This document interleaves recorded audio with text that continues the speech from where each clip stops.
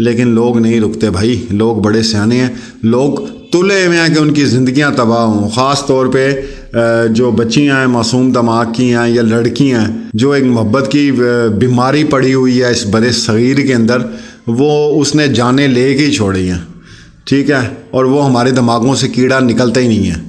جب تک ہمیں چنگی ہمارے طرح ہمارے ساتھ اگلا کوئی کر نہ لے، تب تک محبت کا کیڑا جو ہے نا وہ ہمیں آرام سے سونے نہیں دیتا۔ تو یہ وہی کیس ہے جو نور مقدم کا کیس تھا، اور اس کا اینڈ بھی وہی ہوگا جو نور مقدم والے کیس کا ہوا ہے۔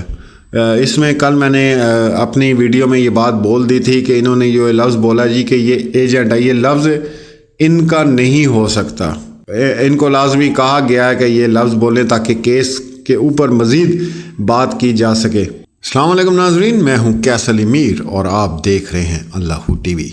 امید کرتا ہوں آپ سب لوگ خیریت سے ہوں گے، دنیا کے جس بھی کونے میں ہوں گے اللہ کی حفظ و ایمان میں ہوں گے انشاءاللہ۔ جی آج کی جو اپڈیٹ ہے وہ آپ کو مل گئی ہوگی کہ ایاز میر کو بھی جو ہے وہ ریمانڈ پہ لے لیا گیا ہے۔ آج شادی کی جو ویڈیو ہے وہ بھی آپ کے سامنے آ گئی ہے، اور کچھ مزید انکشافات ہوئے ہیں، وہ یہ ہوئے ہیں کہ اس بندے نے، شاہ نواز نے، ملزم نے، جو پہلے 2 شادیاں کی تھیں اس میں سے ایک شادی جو ہے وہ 1 ہفتہ چلی تھی اور ایک 6 ماہ چلی تھی۔ اب یہاں پہ بہت سی چیزیں سامنے آتی ہیں اور اس سے ہم نے بہت کچھ سیکھنا ہوتا ہے۔ دنیا میں کسی بھی جگہ پہ کوئی واقعہ حادثہ ہوتا ہے تو اس سے آپ کو سیکھنا ضرور چاہیے۔ اب یہاں پہ یہ سوالات سارے اٹھتے ہیں کہ یہاں پہ جو لڑکے والے ہیں، مطلب یہ شاہ نواز کے والدین ہیں، ان کی یہ ذمہ داری بنتی تھی کہ اگر وہ دیکھ رہے تھے کہ ان کا جو بیٹا ہے وہ مینٹلی طور پہ ٹھیک نہیں ہے اور آلریڈی جو ہے وہ 2 عورتوں کی زندگی جو ہے وہ تباہ کر چکا ہے، تو ان کو کم سے کم اس کی تیسری شادی رکوانے کے لیے جو ہے نا وہ جان لڑا دینی تھی کہ کسی بچی کی زندگی تباہ نہ ہو۔ تو وہ نتائج آپ لوگوں کے سامنے آ گئے۔ باقی یہ ہے کہ افسوس ہوتا ہے کہ آج ان کی عدالت میں ویڈیو دیکھی ایاز امیر کی۔ اب یہ عمر کوئی ہتھکڑیاں پہننے کی یا جیل میں رہنے کی تو نہیں ہے، لیکن بس بات وہی ہوتی ہے کہ زندگی میں پتہ نہیں کون سا ایسا گناہ انسان نے کیا ہوتا ہے جو پھر وہ اس شکل میں انسان کے سامنے آتا ہے۔ کل بھی یہی ویلاگ میں نے کیا تھا اور اس میں یہی بات کی تھی کہ اللہ کی ذات نے اگر آپ پہ کرم فرمایا ہے، دنیاوی جو سہولیات ہیں وہ آپ کو دی ہیں، تو کم سے کم اللہ کا شکر آپ کرنا نہ چھوڑیں، اور کیونکہ وہ جس طرح دیتا ہے عزت تو پھر اس طرح پھر وہ ذلتیں بھی عطا کرتا ہے، تو اس کی ذات سے تو کچھ دور نہیں ہے۔ باقی بہت سی ایسی ویڈیوز ہیں اور ہم لوگ ابھی ویٹ کر رہے ہیں جو ایاز امیر کی جانب سے ان کے خلاف پہلے بھی اپلوڈ ہوتی ہی رہی ہیں، اور ایک بڑا عجیب سا یہ کیس جو ہے وہ اس وقت سامنے آیا ہے نور مقدم کی طرح، اور سیم تقریباً بہت سے ہمارے صحافی دوست ہیں وہ بھی یہ کہہ رہے ہیں کہ سیم سٹوری اسی طرح جو ہے وہ چل رہی ہے، مطلب مشہور فیملی، جانی پہچانی دولت مند لوگ ہیں، اور وہی بات ہے کہ نشے کے عادی۔ تو ابھی میں جہاں تک سمجھتا ہوں کہ اس کیس میں بہت کچھ چھپایا جا رہا ہے اور بہت کچھ ابھی منظر عام پر آئے گا۔ ایک جگہ پہ تو وہ ایاز امیر جو سب سے پہلا ان کا انٹرویو ہم لوگوں نے آپ کو کل دکھایا تھا، اس میں وہ کہہ رہے ہیں کہ جی یہ اللہ کسی کے ساتھ نہ کرے، مجھے جیسے ہی فوراً اطلاع ملی تو میں آ گیا ہوں، لیکن شاہ نواز نے اپنے بیان میں کہا ہے کہ سب سے پہلے جو ہے میں نے اپنے والد کو بتایا ہے، کال کی ہے، اس کے بعد تصویریں میں نے جو ہے وہ بھیجی ہیں، پھر جو پوری ایک مکمل تفصیل تھی وہ بھی میں نے آپ کے ساتھ کل شیئر کی تھی اس چیز کی۔ ہماری رپورٹس کے مطابق ایاز امیر کو ڈیوٹی مجسٹریٹ سول جج زاہد کی عدالت میں پیش کیا گیا۔ پولیس نے عدالت سے ملزم کے 4 روزہ جسمانی ریمانڈ کی استدعا کی، تاہم عدالت نے 1 روز کا ریمانڈ منظور کیا۔ ایاز امیر کے وکیل نے عدالت میں موقف دیا کہ میرا موکل مقدمے میں نامزد نہیں، ان کے خلاف کوئی ثبوت نہیں۔ دوسری جانب پولیس نے صحافی کے جسمانی ریمانڈ کی استدعا کرتے ہوئے موقف اپنایا تھا کہ کیس ہائی پروفائل ہے، اس لیے ملزم کے والد سے تفتیش ضروری ہے۔ سارہ کے قتل کیس میں 302 کے ساتھ دفعہ 109 بھی شامل کی گئی ہے اور ایاز امیر اور ان کی اہلیہ کو بھی شامل تفتیش کیا گیا ہے۔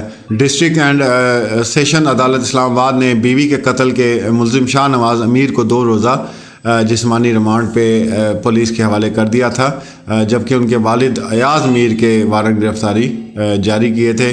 और दूसरी तरफ पुलिस ने अभी मुलजिम के चचा और चची के वारंट गिरफ्तारी भी जो है जारी करने की इस्तदा कर रखी है। तो ये वही केस है जो नूर मुकद्दम का केस था, और इसका एंड भी वही होगा जो नूर मुकद्दम वाले केस का हुआ है। इसमें कल मैंने अपनी वीडियो में ये बात बोल दी थी कि इन्होंने ये लफ्ज़ बोला जी कि ये एजेंट है, ये लफ्ज़ इनका नहीं हो सकता। इनको लाजमी कहा गया है कि ये लफ्ज़ बोलें ताकि केस के ऊपर मज़ीद बात की जा सके। लेकिन कल भी मैंने एक बात की थी और दोबारा मैं पूछ रहा हूँ कि ये जो एजेंट्स वाले काम होते हैं ये तो बहुत ही कोई कौमी राज हों, वो छुपाए गए हों या बताए ना जा रहे हों या उनके हाथ में हों, तो तब जाके ये सारे इतनी बड़ी गेम्स की जाती हैं।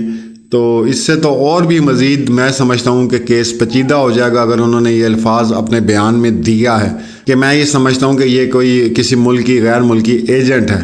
तो गैर मुल्की एजेंट वैसे तो काम नहीं करते, वो तो एक एजेंडे पे काम कर रहे होते हैं। और आपके पास कौन से ऐसे मतलब राज थे किसी भी हवाले से कि इतनी बड़ी बात आपने जो है वो कर दी है। ये सीधा सीधा कत्ल का केस है और इसमें क्या मज़ीद पेचीदगियाँ पैदा की जाती हैं वो भी आपके सामने आ जाएंगी।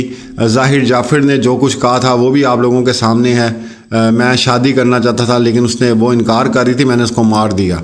वाह जी वाह, क्या बात है। इसने ये कहा है जी कि मुझे वो मेरा गला दुबा रही थी और मुझे ऐसा लगा था मैं मरने वाला हूँ, मैंने इसको धक्का दिया तो जनाब सर की हड्डियाँ भी टूट गई, जिस्म पे पूरे निशान भी आ गए। और फिर उसके बाद चलो आपसे गलती हुई, आपने धक्का दिया तो आप फौरी तौर पे कोई अगला स्टेप उठाते कि चले आप एक बंदे की जान बचा लेते। आपने उसको पीछे किया, आपने तो कुछ भी नहीं किया। आप तो खून के धब्बे धोने शुरू हो गए कि किसी तरह मेरी बेगुनाही का जो है वो सबूत सारे मिट जाए। फिर उसके बाद अभी तो ज़ाहिर सी बात है CDR के हवाले से और जो कॉल रिकॉर्डिंग्स होंगी वो भी निकाली जाएंगी और उधर पता चलेगा कि असल में मामला क्या है। जो ज़ाहिर जाफ़र के केस में हुआ था उसके वालिदैन भी इस चीज़ से कहते हैं कि जी हमें तो कुछ पता ही नहीं था, लेकिन बाद में पता चला कि सबसे पहली कॉल उसने अपने वालिद को की थी और उन्होंने उसको कहा था कि टेंशन लेने की ज़रूरत ही क्यों नहीं है, बंदे भेज रहा हूँ लाश ठिकाने लगाने के लिए।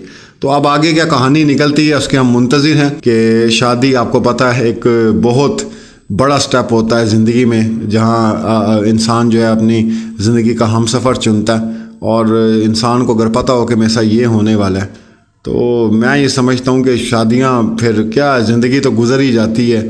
और इसमें एक और बात जो समझने वाली है वो तमाम लोग जो नेट के वो समझते हैं कि यही ज़िंदगी है और व्हाट्सएप पे दोस्तियाँ हो जाती हैं, फेसबुक पे दोस्तियाँ हो जाती हैं, तो वो अंजाम आप लोगों के सामने आ जाते हैं सारे।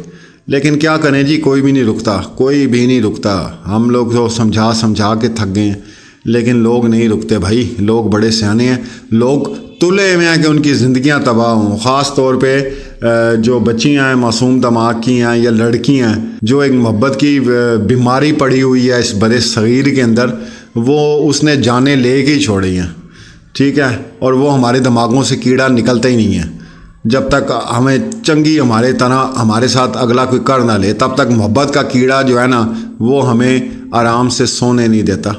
मिलते हैं अगली वीडियो में। अल्लाह हाफिज़।